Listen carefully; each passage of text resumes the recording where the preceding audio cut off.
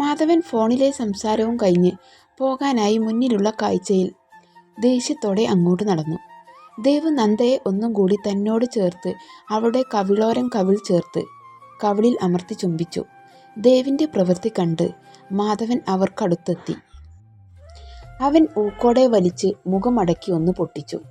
ഒട്ടും പ്രതീക്ഷിക്കാത്ത അടിയായതുകൊണ്ട് ദേവ് നന്ദയെ വിട്ടുമാറി കവിളിൽ കൈവച്ച് മുന്നോട്ട് നോക്കി. മുൻപിൽ ദേഷ്യത്തോടെ നിൽക്കുന്ന മാധവനെ കണ്ടതും ദേവ് ഒന്നും പതറാതിരുന്നില്ല. നന്ദ അച്ഛനെ കണ്ട് പേടിച്ച് ഇനി എന്ത് എന്നറിയാതെ രണ്ടുപേരെയും മാറി മാറി നോക്കി. എത്ര ധൈര്യമുണ്ടായിട്ടാടാ നീ എൻ്റെ മോളെ കയറി പിടിച്ചത്?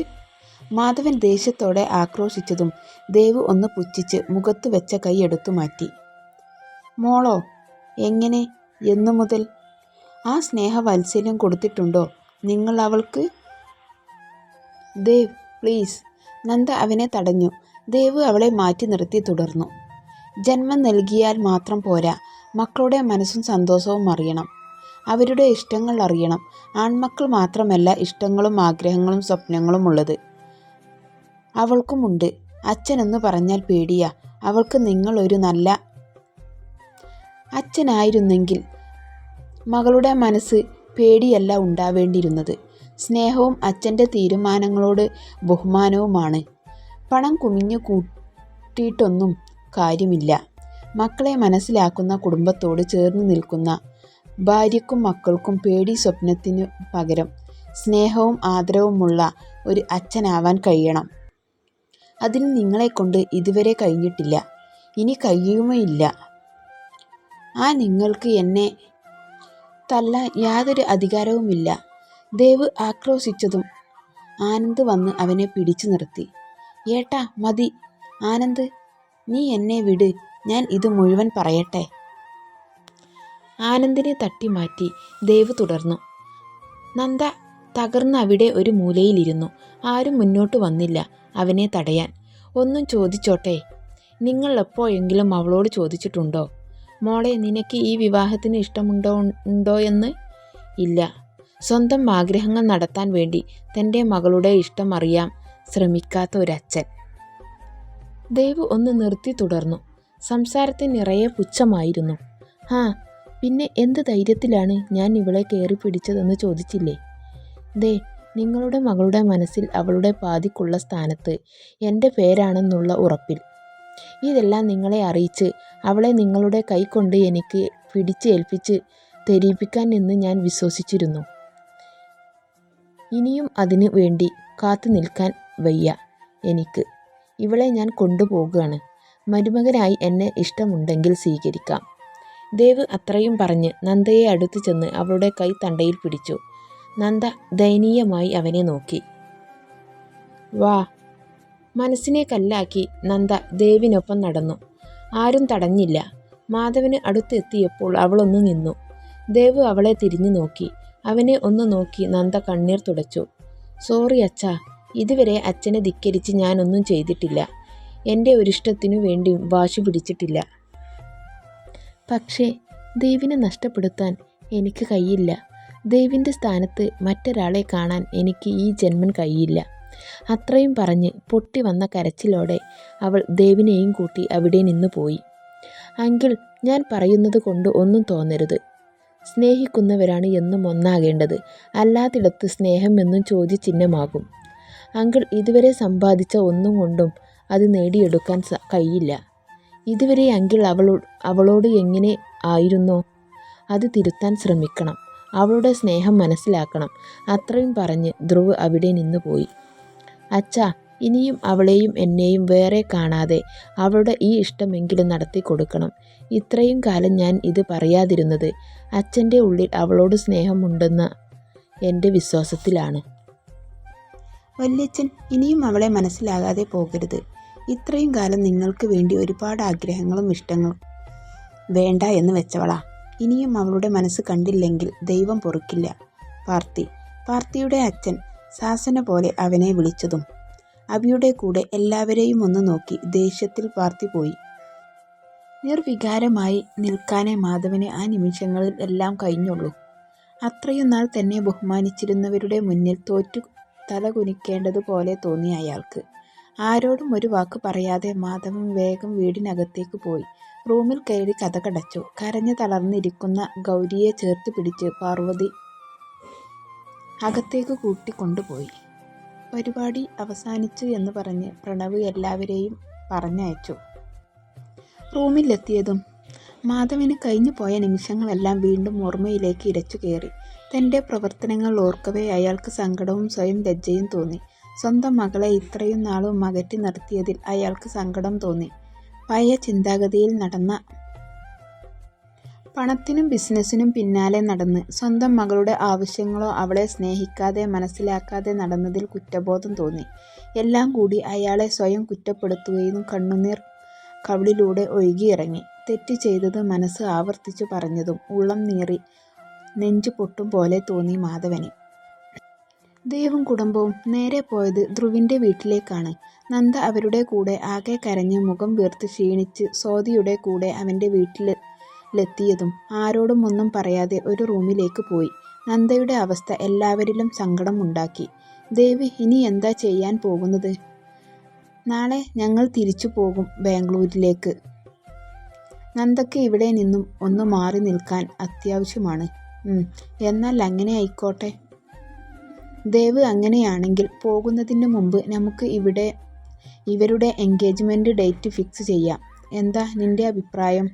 ധ്രുവിൻ്റെ അച്ഛനും അവനും എതിർപ്പില്ലെങ്കിൽ നാളെ അത് കഴിഞ്ഞ് വൈകുന്നേരം നമുക്ക് പോകാം. നിങ്ങൾ സംസാരിക്ക്, ഞാൻ നന്ദയെ ഒന്ന് നോക്കിയിട്ട് വരാം. ദേവ് ചെല്ലുമ്പോൾ ലക്ഷ്മിയുടെ മടിയിൽ തല വെച്ച് കിടക്കുകയാണ് നന്ദന. അപ്പുറത്ത് സ്വാതിയും ധ്രുവിൻ്റെയും അമ്മയും ഉണ്ട്. ദേവിനെ കണ്ടതും അവനെ ഒന്ന് നോക്കി എല്ലാവരും റൂമിന് പുറത്തു പോയി. ദേവ് നന്ദയുടെ അടുത്തേക്ക് പോയിരുന്നു. നന്ദ ഹെഡ് റെസ്റ്റിലേക്കും. നിനക്ക് എന്നോട് ദേഷ്യമുണ്ടോ? എന്തിന്? നാളെ നടക്കേണ്ടത് ഇന്ന് നടന്നു. അല്ലെങ്കിൽ ഇതൊക്കെ ഞാൻ പ്രതീക്ഷിച്ചതാ. അച്ഛൻ ഒരിക്കലും എൻ്റെ ആഗ്രഹം നടത്തി തരില്ല എന്ന് നമുക്ക് അറിയുന്നതല്ലേ. സാരല്ല. അവൾ സ്വയം ആശ്വസിപ്പിക്കുന്നത് കണ്ടതും ദേവിന് സങ്കടം തോന്നി.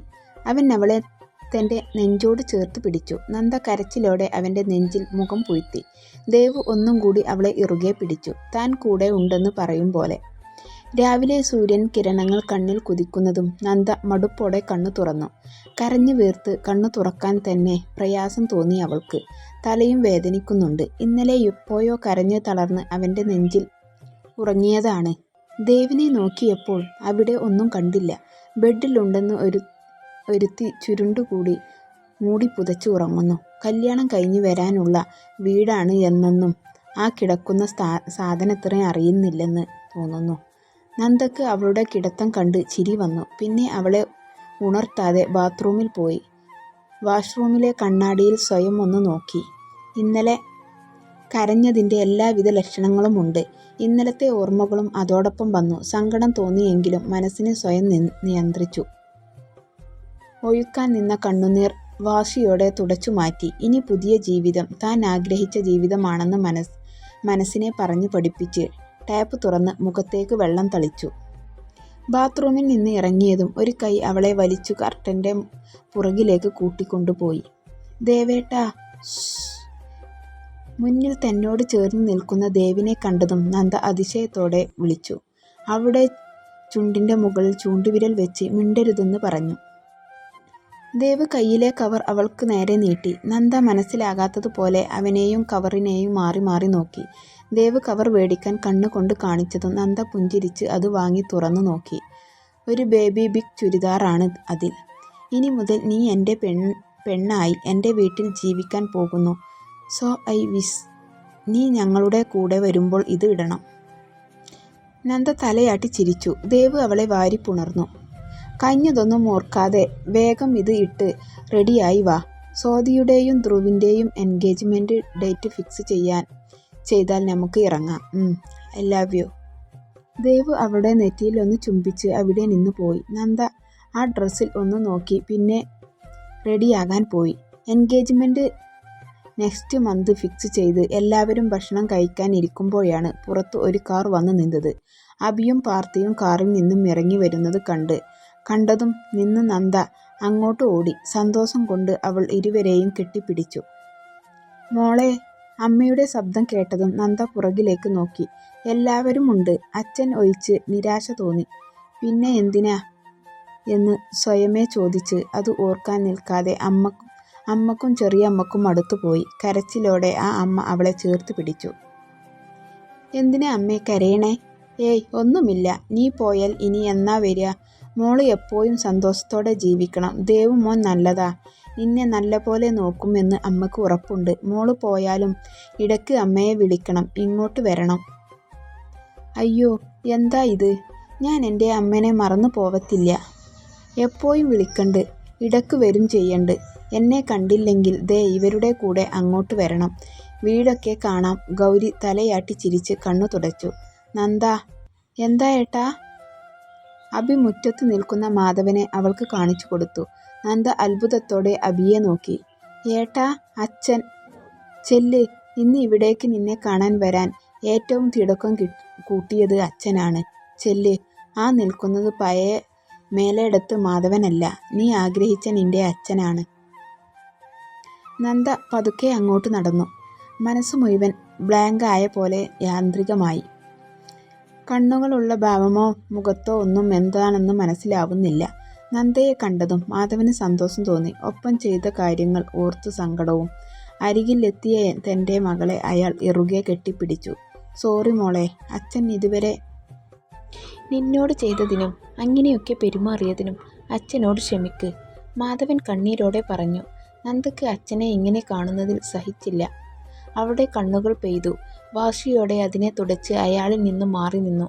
അച്ഛൻ എന്തൊക്കെയാ പറയണേ? എന്നോട് ക്ഷമ ചോദിക്കേ? അതൊക്കെ കഴിഞ്ഞതല്ലേ. എൻ്റെ അച്ഛൻ ഇങ്ങനെ നിൽക്കുന്നത് എനിക്ക് സഹിക്കില്ല. നന്ദയുടെ സംസാരം കേട്ടതും മാധവന് സന്തോഷം സങ്കടവും തോന്നി. അയാൾ മക്കളെ വീണ്ടും നെഞ്ചോട് ചേർത്തു.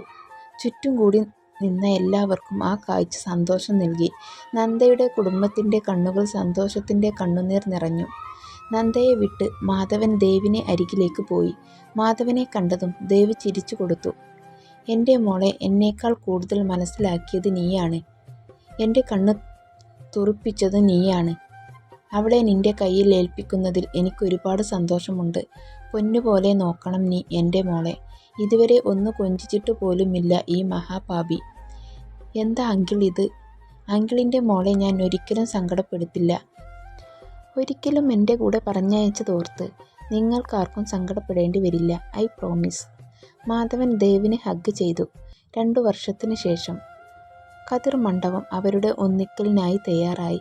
ആളും ആരവും ആയി, കോട്ടും കുരവയും ആയി ആ വിവാഹം വേദി തിളങ്ങി. അതെ, ഇന്നാണ് ദേവ് മഹേശ്വരൻ്റെ അകന്തളയുടെയും വിവാഹം. ദേവിൻ്റെ നന്ദ ആകുന്ന ദിവസം, ദേവ് നന്ദ ആകുന്ന ദിവസം. മാറിക്കേ, മാറിക്കേ. അയ്യോ, എവിടെ ചെന്നാലും ഈ പെണ്ണുങ്ങളുടെ കൂട്ടമാണല്ലോ.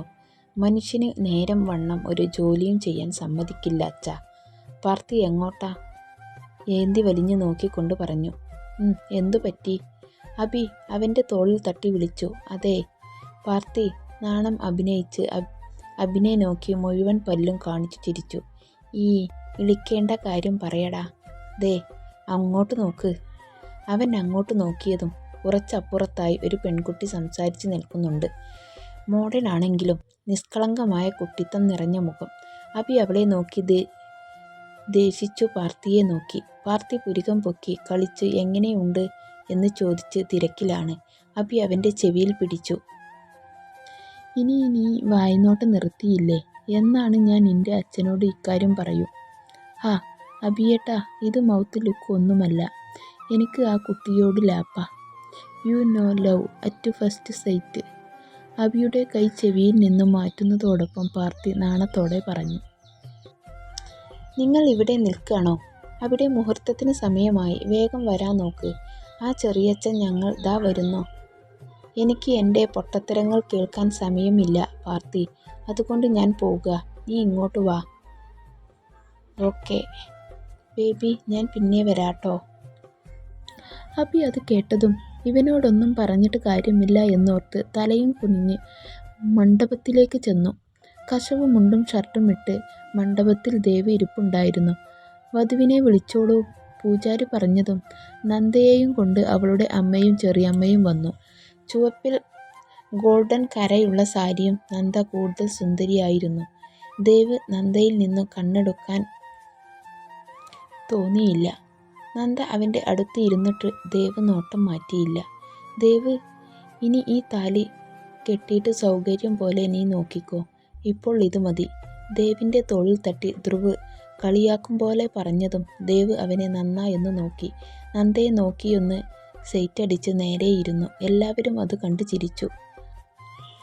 പൂജാരി മന്ത്രോച്ചാരണങ്ങൾ തുടങ്ങി. ഒടുവിൽ താലി ചാർത്താനായി പൂജാരി പറഞ്ഞതും നിറഞ്ഞ മനസ്സോടെ ദേവ് നന്ദയുടെ കഴുത്തിൽ താലി ചാർത്തി.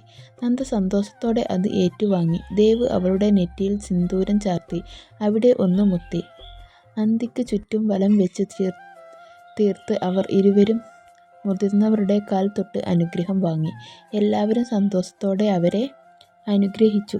പോകാൻ നേരമായതും എല്ലാവരുടെയും മുഖത്ത് വിഷാദം നിറഞ്ഞു. നന്ദക്ക് കരച്ചിൽ വന്നതും പാർത്തി, അയ്യോ നീ കരയാ, നിനക്ക് ഒരു ഫോട്ടോ എടുക്കട്ടെ. നിന്റെ ഈ കോലം എപ്പോഴും കാണാൻ പറ്റില്ലല്ലോ. പോ പാർത്തി. ഏട്ടാ ഇത് നോക്കിയേ. ഡാ പോയോ നീ. എൻ്റെ മോള് സന്തോഷമായിട്ട് പോയി വാ. അബി അവളെ ചേർത്ത് പിടിച്ചു. അവന് ഒരുപാട് സങ്കടം വരുന്നുണ്ടായിരുന്നു. എങ്കിലും പുറത്ത് കാണിച്ചില്ല. അച്ഛാ. അബിയിൽ നിന്നും വിട്ടുമാറി നന്ദ മാധവൻ്റെ അടുത്തേക്ക് പോയി. എന്തിനു മോള് കരയണേ? പുതിയ ജീവിതം ഇങ്ങനെ കരഞ്ഞാലോ? സന്തോഷിച്ചു തുടങ്ങും. അച്ഛൻ, മോൾക്ക് എപ്പോഴും എൻ്റെ അനുഗ്രഹം ഉണ്ടാകും. മാധവനും അവളെ ചേർത്ത് പിടിച്ച് അമ്മയോടും ബാക്കിയുള്ളവരോടും യാത്ര പറഞ്ഞ് നന്ദ ദേവിനരികിലേക്ക് പോയി. അവൻ അവളുടെ കയ്യിൽ കൈകോർത്ത് അവളുടെ കണ്ണു ചിമ്മി കാണിച്ചു. പോകാം. ദേവ് ചോദിച്ചതും നന്ദ സന്തോഷത്തോടെ തലയാട്ടി. കരയാതെടി. ദേവ് നന്ദയുടെ കണ്ണ് തുടച്ചുകൊണ്ട് പറഞ്ഞു. എന്നാൽ ഞങ്ങൾ ഇറങ്ങാം. എല്ലാവരോടും പറഞ്ഞ് അവർ കാറിൽ കയറി. പാർത്തി അവർ പോകുന്നത് നോക്കി കണ്ണു തുടച്ചു. എല്ലാവരും അവരുടെ പുതിയ ജീവിതത്തിലേക്ക് അനുഗ്രഹം നൽകി അവരെ യാത്രയാക്കി. ഇനി അവർ ജീവിക്കട്ടെ സന്തോഷത്തോടെ, ഇണങ്ങിയും പിണങ്ങിയും ഒരുപാട് കാലം.